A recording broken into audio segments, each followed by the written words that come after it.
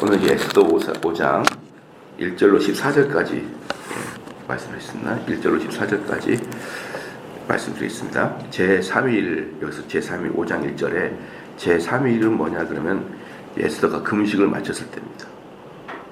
에스더가 금식을 마쳤을 때예요. 그러니까 16절에 이렇게 나왔죠. 16절에 당신은 가서 수산에 있는 4장 16절이에요. 당신은 가서 수산에 있는 유다인들을 다 모으고 나를 위하여 금식하되 밤낮 3일을 먹지도 말고 마시지도 마소서. 나도 나의 시녀와 더불어 이렇게 금식한 후에 규례를 어기고 왕에게 나아가리니 죽으면 죽으리다 하니라 했죠. 그래서 이제 요 3일이 지났죠. 이 금식의 3일이 지난 후에 이제 에스더는 아마도 하나님에게 확답을 받았을 거예요.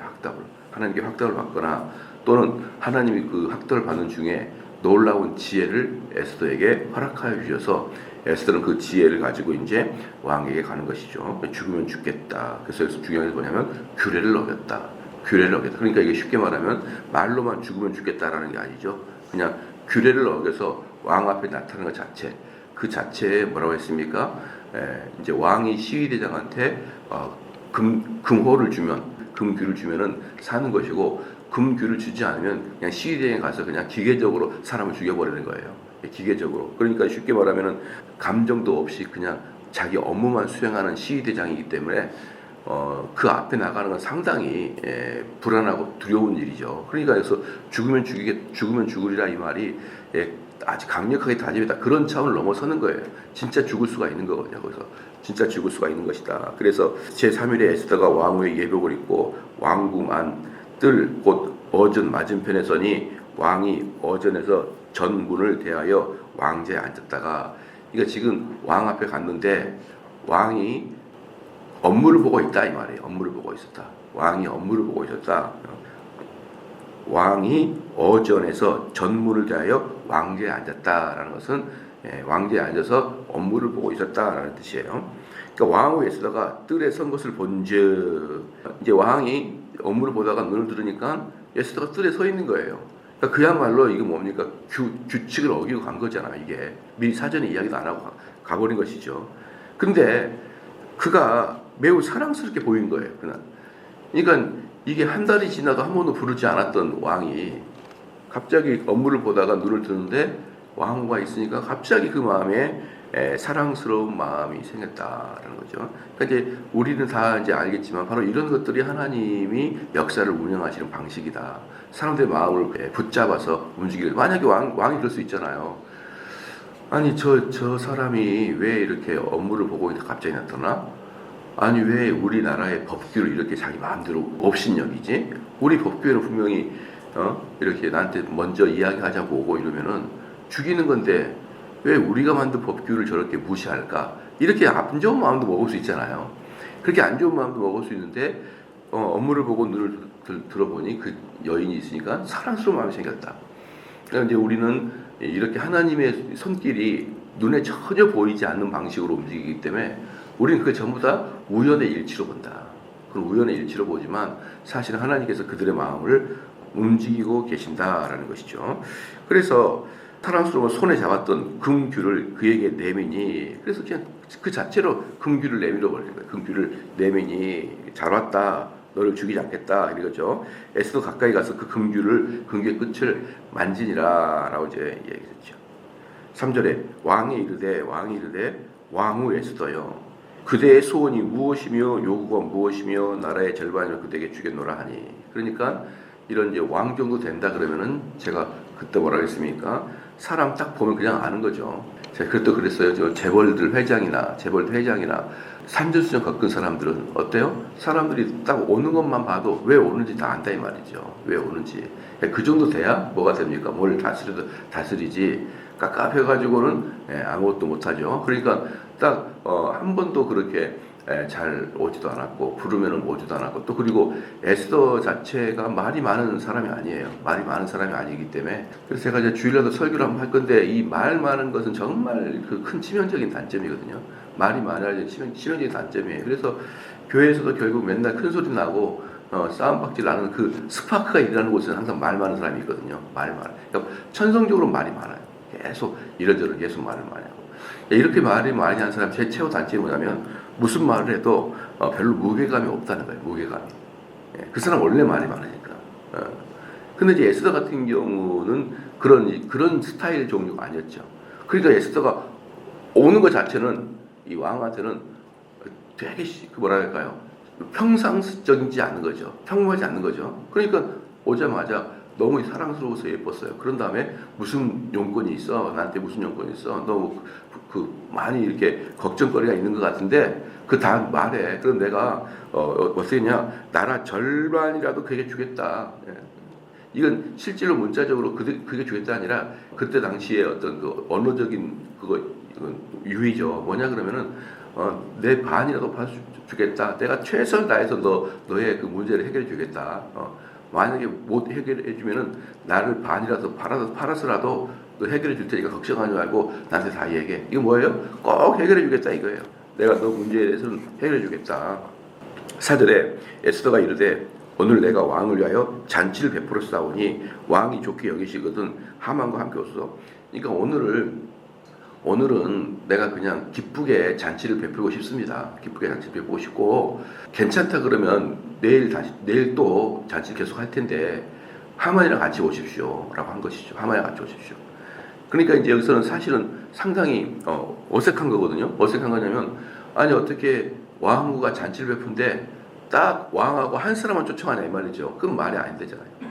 그건 말이 안 되잖아요. 뭐 예를 들어서 우리 교회만 하더라도 만약에 백산모 우리 아내가 잔치를 베풀었는데 장로님 중에 누구만 데려오십시오. 이상하잖아 이게. 장로님이면 다 장로님이든지 안수집사님 다 안수집사 이렇게 하는 게 어색하지 않지. 안수집사 중에 누구 하나만 또 장로님 중에 누구 하나만 아니 또 성도들 중에 누구 하나만 권사님 중에 누구 하나만 이것은 좀 어색한 초청이에요. 좀 어색한 초청인데 그럼에도 불구하고 그 뭐라 그럴까요 왕이나 이 하만이라는 사람은 그것을 어색하게 여기지 않았어요.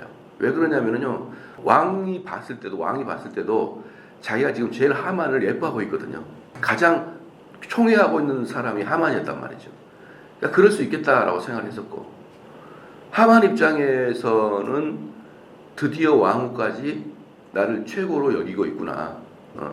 그 전에는 왕이 나를 가장 깍듯하게 생각한다는 것을 다 알고 있었는데 이제는 왕후조차도 나를 제 2인자로 보는구나.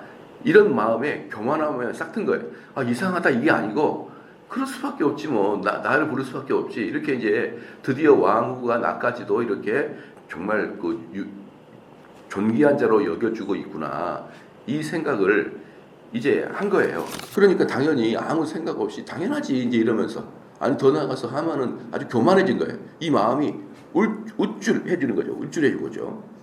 그러니까 타절에 오늘은 무슨 말 하지 말고 그냥 내일 하만이랑 같이 오시면 그때 제가 이제 얘기하겠다는 것이죠. 5절에 왕이 이르되 에스더가 말한 대로 하도록 하만을 급히 부르라 하고 이 왕이 하만과 함께 에스더가 베푼 자리에 가니라 이렇게 얘기했던 거죠. 가니라. 잔치에 술을 마실 때 왕이 에스더에게 이르되 그대의 소청이 무엇이뇨? 이렇게 했어요. 이제 하만과 같이 앉아가지고 술을 마시면서 너의 뜻이 뭐냐? 너가 원하는 게 뭐냐? 이렇게 하니까 곧 허락하겠노라. 그대의 요구가 무엇이뇨? 나라의 절반이라도 할지라도 시행하겠다. 이렇게 얘기하니까 에스더가 대답하여 이르되 나의 소청, 나의 요구가 이러하나이다. 8절 내가 만일 왕의 목전에서 은혜를 입었고 왕이 내게 소청을 허락하시며 내 요구를 시행하시기를 좋게 여기시면 내가 왕과 하만을 위해 베푼 잔치에 또 오서 하루를 또 연결시키는 거예요. 그러니까 이게 이제 아까 제가 말씀드렸던 에스더가 기도를 하는 중에 금식 기도를 하는 중에 하나님께서 그에게 지혜를 주신 것이다라고 생각하는 것이죠. 그러니까 이제 벌써 이제 토탈 말하는 게 어제 3일째의 이야기를 하게 되겠죠. 근데 이제 여기서 보면은 이 3일째라는 게 뭐냐 그러면 왕이 그 여인을 이뻐하기 때문에 벌써 이렇게 큰 잔치를 베풀 때는 분명히 나에게 소원이 있을 텐데 소원이 아니라 무슨 엄청난 근심이 있을 텐데 저 여인이 엄청 근심이 있을 텐데 얼마나 그 근심이 크고 슬펐으면 이렇게 말을 안 할까라는 그 왕의 애달픈 마음이 계속 싹트게 되는 것이죠. 계속 싹트게 되는 것이죠. 그런데 또 이 3일이 넘어가면은 이제 왕이 화가 나는 것이죠. 도대체 뭘 저렇게 이제 처음에는 이렇게 그 여인이 정말 신중하다, 정말 주도 면밀하고 신중한 여인이다. 그러니까 저렇게 말을 안 하지. 이러다가 그 넘어가면 어떻게 될까요? 저 곰탱이 같은 마누라 같은 여인 이렇게 표현하게 되는 거죠. 슬슬 이제 화가 나는 거죠. 그러니까 그 아주 적정점이 3일이고요. 또 이제 이 이야기를 진행하다가 좀 이따 말씀드리겠지만 이 3일이 어떤 뜻이냐 그러면 벌써 하만이 두 번째 오는 거잖아요. 하만 마음속에 교만함이 우뚝 쓴 거예요. 그러니까 이제 저녁에 초청할 거 아니에요? 초청하게 되면은 오늘 너 에스더 너 할 말이 뭐니? 라고 물어봤는데 오늘은 그냥 술만 드시고 가십시오 라고 할 때 그럼 왕은 술을 먹으면서 하만하고 둘이서 실컷 즐겁게 이제 먹을 거 아니에요. 하만하고 막 이런 얘기도 하고 또 더 나아가서 앞에 보니까 유다인들 멸절시킬 것에 대해서 이야기하고 유다인 멸절시키게 되면은 내가 왕에게 얼마나 드리겠습니다. 이런 재미있는 이야기하고 자기들의 좋은 이야기들을 껄껄거리고 웃고 이러니까 벌써 하루를 그렇게 먹고 나니까 어때요? 하만도 기분이 이렇게 좋아지고 이렇게 교만해지고 왕뿐만 아니라 왕후까지 나를 이렇게 초청해서 이렇게 하는 걸 보니까 이제 명실상부하게 나는 완전히 이 나라의 2인자다 이런 생각을 하니까 왕에게 나는 독대해서 술 마시는 그런 자다 막 이렇게 이제 생각하니까 이게 뭐니까 이 하만도 이렇게 이제 그 교만이 올라가지 있고 막 너무너무 좋은 거예요. 너무너무 좋을 때 그래서 여기서 신불신사 간에 여러분이 또 경건의 생활과 사회생활 간에 모든 동일합니다. 뭐냐? 잘 될 때 교만할 때, 잘 될 때 교만할 때 여러분 그때 실책을 하는 거예요. 그때. 잘 돼서 교만할 때 그때 실책이 딱 들어간다. 그것은 영적인 일, 세속적인 일 또는 경건한 자, 불경건한 자들 동일하게 공통적으로 적용이 되는 것이에요. 그러니까 이때 이제 하만은 어때요? 하만은 왕은 3일 동안에 가면서 더 에스더의 마음을 듣고자 하는 마음으로 막 불타오르는 것이고 하만은 더 교만해져 가는 거예요. 그러니까 이 기간이 바로 하나님이 에스더에게 준 지혜다. 지혜. 너무 오래 가지도 않고 너무 적지 않은 적당한 3일에 그렇게 하는 것이죠. 그런데 9절 말씀에 그날 하만이 마음이 기뻐 즐거이 나오더니 그러니까 이제 두 번째 날 술을 왕창 먹고 나는 존귀한 2인자야 라고 기뻐 나오는데 모르드게가 대궐 문에 있어 일어나지도 아니하고 몸을 움직이도 아니하는 걸 보고 매우 노하였다라고 하거든요. 근데 이게 쿰란 사본에는 이게 어떻게 되느냐 이게 뭐라고 하냐면요. 그날 하만이 나올 때 300여 명의 관료들이 일어나서 하만에게 목을 숙였어요. 300여 명의 관료들이 하만이 나올 때 술을 거나게 먹고 왕하고 엄청나게 즐거이 불러서 나야말로 명실상부 2인자야 라고 나오는데 300여 명의 그 관료들이 일어나가지고 다 머리를 숙이고 인사를 하는데 그 중에 중간급 간부였던 모르드게만 자기의 업무 책상에 앉아가지고 쳐다도 안 보고 일어나지도 않고 업무만 보고 있는 거예요. 그러니까 그것이 너무너무 괘씸한 것이죠. 왜 너무너무 괘씸할까요? 하만은 이미 교만해졌으니까. 그러니까 교만해진 사람들은 바로 그때가 가장 약할 때인데 그러니까 모든 세상을 다 얻었다고 생각하는데 저놈의 하만 하나 때문에 그냥 기분이 팍 상해버린 거예요. 팍 상해버린. 그래서 이 교만한 자들은 모두가 자기를 머리를 숙일 때 자기의 머리를 뻣뻣이 들고 있는 그 모르드게를 여러분 그냥 볼 수가 없어요. 그럼 또 여기서 역으로 볼 수 있는 게 뭐냐면요. 여러분 이 땅을 잘 살아가기 위해서요. 이 교만한 자들한테는 함부로 대하면 안 돼요. 여러분들은. 만약 여러분들은 이제 이 모르드게는 뭡니까? 신앙의 문제, 더 나아가서 자기 민족의 문제 때문에 이렇게 되지만 우리는 만약에 일상을 살아가는 데 있어서 그 높은 지위에 있어서 교만한 사람들에게 내가 마음에 안 들어. 다른 사람은 다 머리 숙여도 나는 머리 숙이지 않는다. 그러면 인생 정말 힘들어집니다. 왜? 교만한 자들은 그냥 지나가지 않거든요. 교만한 자들은 당연히 여러분들에게 머리를 숙임을 받아야 될 거고, 여러분의 아첨을 받아야 될 것이고, 이렇게 살아왔던 사람이 그냥 개인적 감정, 또는 어떤 그 뭐랄까 업무적 감정으로 저 사람에게 아유 저 보기 싫어 이렇게 해가지고 뻣뻣이 굴게 되면은 여러분 정말 교만한 사람들 엄청 고난을 당하는 거예요. 그것은 역으로도 한번 생각을 해봐야 됩니다. 그래서 우리가 이렇게 신앙적인 문제나 우리 국가적인 문제 이런 문제를 가지고 국가적인 문제의 존폐를 가지고 이런 모르드게의 모습이 우리의 일상적인 모습이 된다 그러면은 아마 조금 삶은 힘들 거라고 저는 생각을 합니다. 그래서요. 그래서 9절 마지막에 매우 노하였다 그랬거든요. 이 매우 노하였다는 것은 뭐냐면은 상상 밖으로 노하였다라는 거죠. 상상 밖으로 노하였다. 그 지나치게 흥분한 상태예요. 그러니까 이것도 뭡니까? 이것도 하나님이 하만을 실책하도록 그 마음을 지금 찍은 거예요. 적당히 화가 나면 되는데 적당히 화가 난 것을 넘어버리는. 그래서 이성을 상실해버리는. 그러지 않아도 될 건데 그러는 것이죠. 그러니까 여기서 보면은 하만은 이것만 돼도 너무 기분이 좋아서 아이고 저런 떨거지 저거 안 봐도 돼 이렇게 해도 되는데 그렇게 되는데 그 떨거지가 눈에 확 들어와가지고 지금까지 모든 영광이 한순간에 그것 때문에 다 깨져버린 느낌이 드는 거예요. 그런 마음을 갖게 하는 것도 어때요? 다 하나님이 그의 마음을 만지고 계신다라는 것이죠. 그러니까 10절 말씀에 참고 집에 돌아와서 왜 참아야 될 수밖에 없으니까 왕이 있으니까 왕 앞에서 이렇게 한다. 그래서 여러분들 회사에서도 그러잖아요. 만약에 집안에서도 그래요. 집안에서도 아내가 남편이 남편이 싫다. 남편이 보기 싫다. 그러면은 남편이 있는데 얘한테 엄청 혼을 내는 거야. 막 남편한테 들으라고 얘한테 혼내요. 그럼 남편이 다 알아요. 나한테 반항한다는 거 아내가 나한테 반항하는 걸 다 안단 말이죠. 그리고 사회생활도 마찬가지입니다. 윗사람이 있는데 내가 아랫사람을 막 혼내버려요. 윗사람이 있는 자리에서. 그것은 윗사람이 모멸감을 느낍니다. 여러분 사회생활하면 다 알아요. 그래서 무조건 그 집안에서는 가장이 그 다음에 회사에서 있을 때는 그 단체 가장 높은 사람이 있을 때는 화를 내는 게 아니에요. 중간에 있는 사람이. 그렇기 때문에 여기서 하만은 어쩔 수 없이 참아야 됩니다. 그 다음에 이제 또 하나의 이제 이유가 뭐냐면요. 또 하나의 이유가 뭐냐면 만약에 하만이 모르드게를 화를 냈어요. 근데 모르드게는 유대인이니까 다 안단 말이죠. 그럼 왕이 어떻게 생각할까요? 야, 하만이 유다인들을 다 멸절시키라고 했는데 혹시 저 모르드게하고 개인적인 관계가 안 좋아서 그 분풀이 하는 게 아니냐? 이러면서 모르드게의 그 계획을 어떤 사적 복수로 여길 수가 있다 이 말이에요. 그렇기 때문에 하만은 어쩔 수 없이 참아야 돼요. 그런데 여러분 보십시오.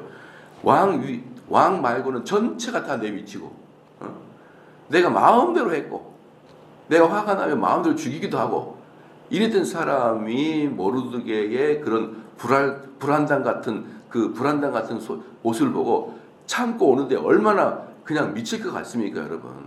참고 오는데 그렇죠. 그래서 참고 집에 돌아와서 사람을 보내요. 그의 친구들과 그의 아내 세레스를 청하여 참고 와가지고 친구들 보냈는데 이 친구들과 아내가 뭐냐? 자기의 조력자예요. 이 조력자가 무슨 뜻이냐? 모든 왕들이나 아니면 권세자들은 자기 책사들이 있어요. 책사들을 불러가지고 상의를 해서 그 지혜를 가지고 내가 일을 하는 거예요. 그러니까 오자마자 책사들, 조력자들을 불렀어요. 그 중에 하나가 자기 아내가 들어가 있습니다. 저기서도 보면요. 이 아내 세레스가 악녀입니다. 악녀라는 이유는 뭐냐면요. 성격이 좋다 안 좋다가 아니고 남편이 잘못 선택하도록 수를 준 거예요. 남편이 잘못 선택하도록. 네. 참 이게 정말 힘들게 뭐라 그럴까요? 무슨 일을 할 때도 이제 보면은 야 우리 이렇게 한번 해보자 그러면은 안 돼요. 이것은 안 돼요라고 첫 마디부터 안 돼요라고 이야기할 사람도 있잖아요. 그게 저도 이렇게 쭉 오랫동안 교회에서 살아보니까 교회에서 살아보면 오랫동안 삶을 보잖아요. 근데 10년 전에도 안 돼요라고 했던 사람은 지금도 안 돼요라고 그래. 그러니까 그 성향 자체가 어릴 때부터 그런 것 같아요. 그러니까 지금 보면은 왜 이 사람은 그냥 한번 해봅시다 하면 되는데 왜 안 돼요 하지요? 이렇게 생각을 그때는 많이 하거든요. 그 당시에는. 근데 한 10년 지나고 20년 지나고 이렇게 보면요. 아, 이 사람의 성향이었구나 이렇게 느껴져요. 이 사람의 성향이 일단 우리 좀 조심합시다. 이것의 과장, 이것에 좀 더 플러스야. 그러니까 우리가 이 일을 할 때 좀 조심합시다. 이 일이 안 돼요로 나오는구나라고 느꼈어요. 근데 그 사람은 평생 안 돼요가 먼저 나오는데 평생 잘 못 살아요. 희한하죠? 신기합니다. 아주 신기해요. 그래서 제가 말하잖아요. 안 될 사람은 안 될 것만 선택하듯이. 그러니까 그 사람은 성향이 이렇게 굳어져 있어요. 그래서 그 사람은 어떤 걸 선택해도 그렇게 계속 선택을 하게 돼 있어요. 그래서 인생을 잘못 살 것 같은, 인생을 잘못 사는 사람들은요, 어떻게 A, B, C 중에 제일 안 될 C를 선택하고 계속 C를 선택하고 가는지 모르겠어요. 제일 안 좋은 것을. 근데 그래서 그 안 돼요라고 말하는 사람도 그 순간에는 주도 면밀하고 생각이 많고 돌다리도 두들겨보고 가는 그런 신중함이 있는 것 같아요. 그런 신중함이 있는 것 같은데 그 신중함이 있는 것 같은 플러스 뭐냐면 김새는 것도 있어요. 예서서 우리 한번 해보자고 얘기했는데 안 돼요라고 말할 때는 이 사람이 참 신중해라고 생각하기도 하지만 참 기분 나쁘다라는 생각이 두 개 겹치거든요. 근데 나중에는 남는 것은 기분 나쁘다밖에 안 남아요. 그 사람이. 그래서 그 사람은요, 하는 것마다 기분 나쁜 것을 A, B, C 중에 제일 기분 나쁜 걸 선택해가지고 그 공동체의 마음속에 속상함을 딱 던져주거든요. 근데 제가 보면서 왜 저렇게, 제가 이렇게 설교를 하잖아요. 그럼 그 사람도 또 알아들어요. 나가 저게 문제인데, 그래도 그 다음에 안 돼요. 딱 나와요. 희한하죠? 희한해요. 이게 너무 무시무시해요. 그래서 그게 누구냐면 이 세레스예요. 이 여인이 꼭 뭐라고 하면은 가장 안 좋을 것을 선택을 해버리는 거예요. 그러니까 이 여인이 악녀라는 거예요, 악녀. 이 여인이 남편을 막 구박하고 못 살게 하고 속삭 그런 뜻이 아니에요. 자꾸 안 좋은 것을 선택할 수밖에 없도록 정보를 제공해 주기 때문에 이 남편은 이것 때문에 무너지는 것이죠. 뭐라고 했냐면요. 11절에 자기의 큰 영광과 자녀가 많은 것과 왕이 자기를 들어 왕의 모든 지방관이나 신하들보다 높인 것을 다 말하고, 그러니까 이 뭡니까 하만이 자기 자랑을 또 하는 거예요. 자기 자랑을 하는데 이스라엘의 그 역사를 보면은 이 하만이 엄청나게 부자고 자녀가 208명이에요. 208명. 자녀가 208명이니까 그 아내도 100명은 가까이 됐을 거 아니에요. 100명 가까이 됐을 거 아니에요. 그러니까 이 세레스라는 이 아내는 여러 아내 중에 가장 지혜로운 자인 거고 가장 이 하만이 의존하는 그런 자였죠. 그냥 한 명의 아내가 아니에요.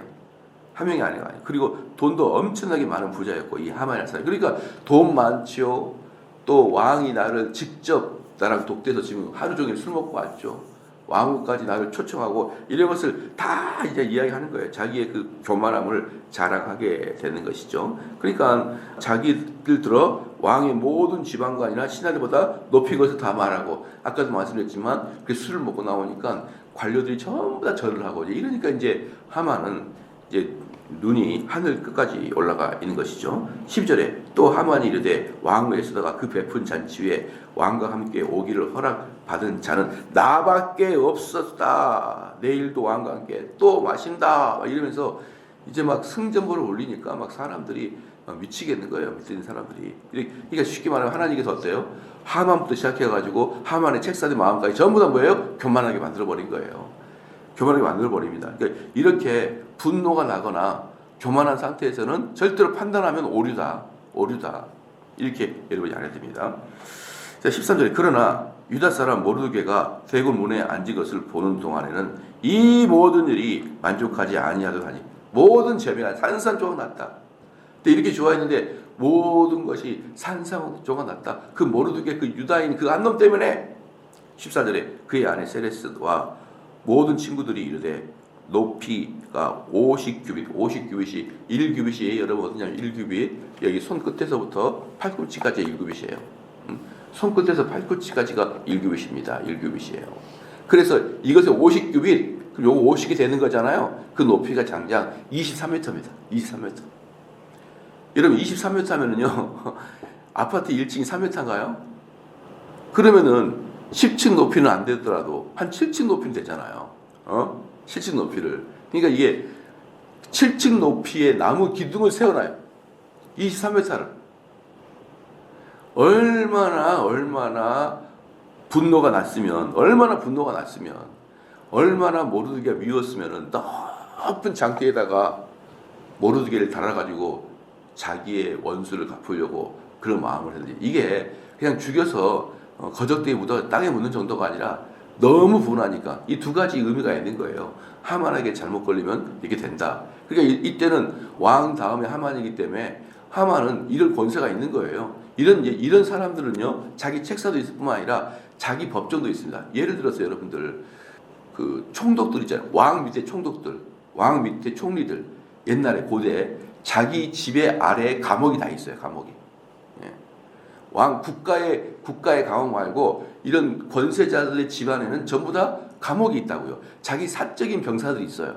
그렇기 때문에 왕의 허락받지 않고도 그 정도는 자기들이 할 수가 있는 거예요. 그렇기 때문에 하만은 저놈 자식이 기분 나빠, 어떻게 데리고 와 죽여. 이게 기본이었어. 이게 감옥에 너 죽여, 다 뺏어. 그런데 모르드게가 자기를 전적으로 면전에서 무시하고 있는데 참고 오는 게 얼마나 이제 이게 열받습니까? 그래가지고 집안에서 딱 이야기하니까 집안 사람들 전부 다 교만해져가지고 그 사람 죽이들 때 어떻게 죽이냐면 아주 우리로 말하면 삭가서 다 벗겨 죽읍시다, 이런 마음으로 23m 나무 기둥을 세워서 그 꼭대기에다가 모르드게를 딱 매달아서 죽여버립시다. 첫 번째, 하만에게 덤비면 전부 다 이렇게 된다. 두 번째, 하만의 깊은 개인적인 어떤 분노의 표출을 이렇게 합니다.